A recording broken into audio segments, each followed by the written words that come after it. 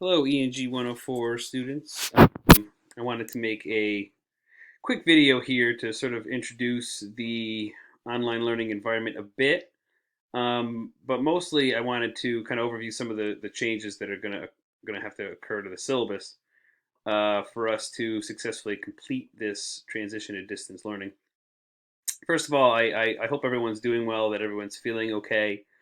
I know that these are really stressful times, but I'm very optimistic that we can get through it. And I want you to know that throughout this entire process, I'm going to be more than willing to work with you.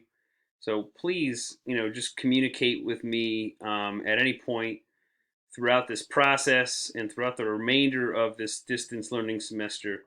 And I will do everything within my power and ability to work with you and to make this transition a successful one.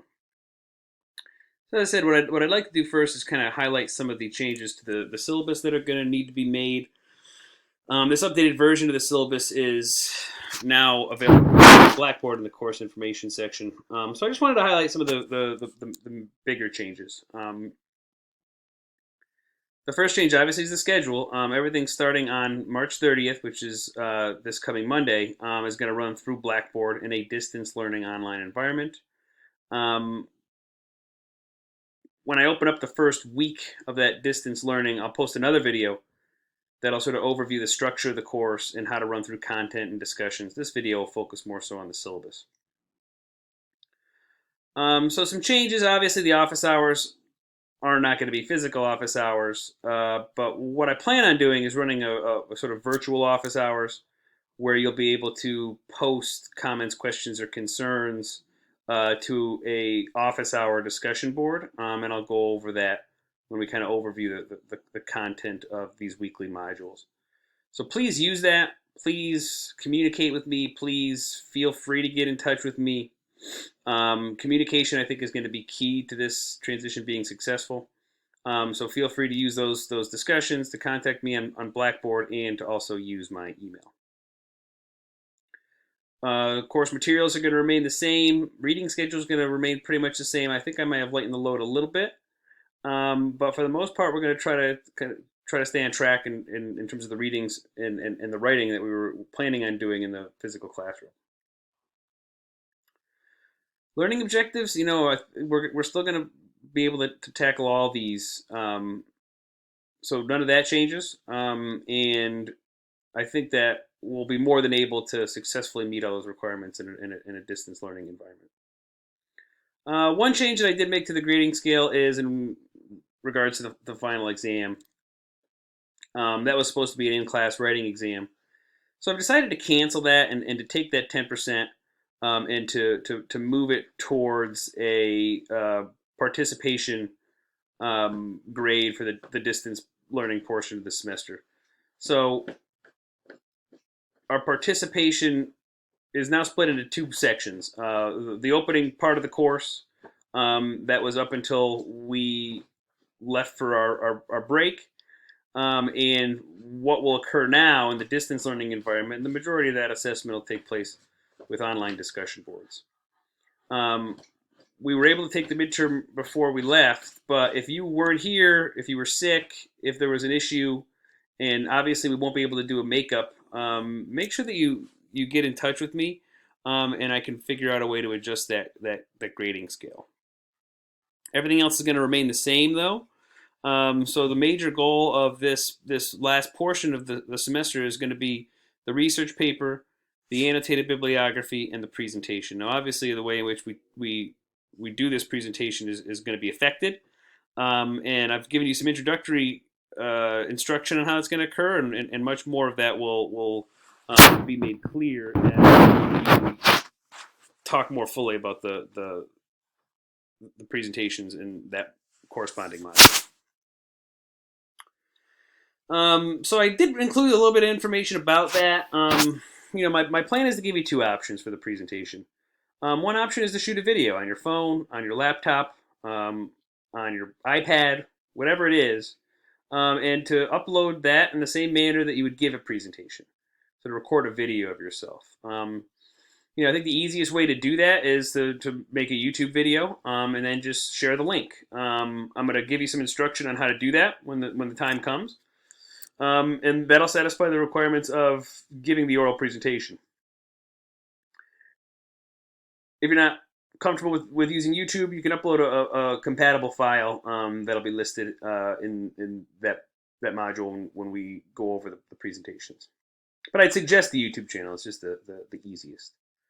Um, the second option, this is more so, the purpose of this is more so if technologically you're unable to upload this video, and given that, we didn't sign up for an online environment, I want to give you some options to tackle this if you don't have the ability to record a video. So the second option is to upload essentially what's a presentation script. So this isn't an essay. This is supposed to be essentially your presentation in writing, where you sort of write in the manner that you would present, in the way that you kind of write a script. So the writing style is certainly not an essay format. Essentially, it's a sort of you recording the presentation in a detailed sort of written format. I really do want that to. I really would like you to try it for the video.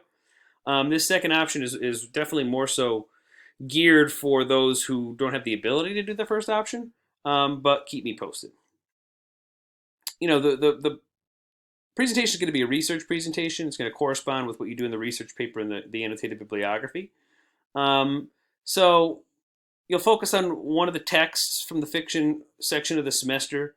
You'll talk a bit about why that was interesting, a claim that you want to make, and some sort of trends that you saw in secondary research that you did on that primary source, and just talk a bit about what made you decide to pursue this story, this angle, this research. You'll present your sources and the annotations that you sort of compiled on those sources, and then give some rough concluding remarks. Now, once again, obviously, there's going to be a lot more information forthcoming in terms of like an assignment write-up and parameters. But I just wanted to give you an overview and preview some potential options and hopefully kind of alleviate some of the stress or concerns that you might have had about the presentation.